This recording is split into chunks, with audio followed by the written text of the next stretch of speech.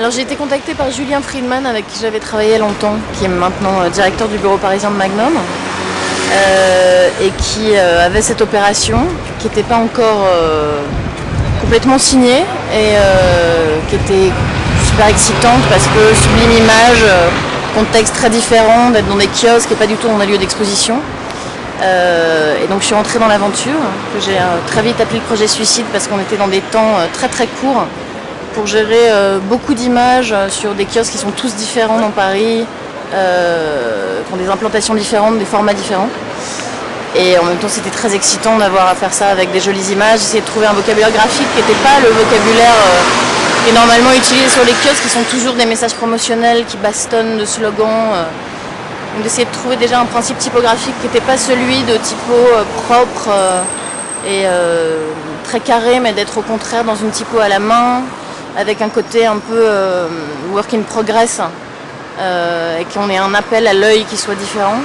Et puis d'avoir beaucoup de formats aussi où il n'y avait pas de graphisme, pour laisser les images pleines et sans message, pour qu'elles se interpellent dans la ville, puisque c'est 20 kiosques sur 3 semaines.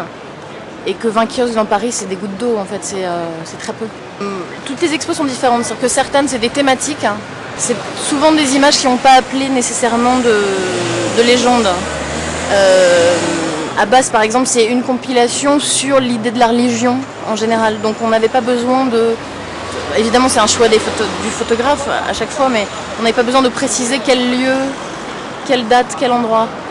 Moi, je prends toujours le parti de faire un travail assez simple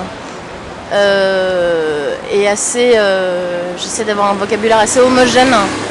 Et là, ce qui m'intéressait, c'était de trouver un principe qui suggère un peu l'histoire des objets qu'on manipule en photo. C'est-à-dire que j'ai pensé aux boîtes photographiques et au scotch. Et quand je suis arrivée avec cette idée chez Magnum, j'ai tourné la tête et les murs entiers sont des tranches de boîtes avec des scotch et avec de la typo à la main pour les plus vieilles archives.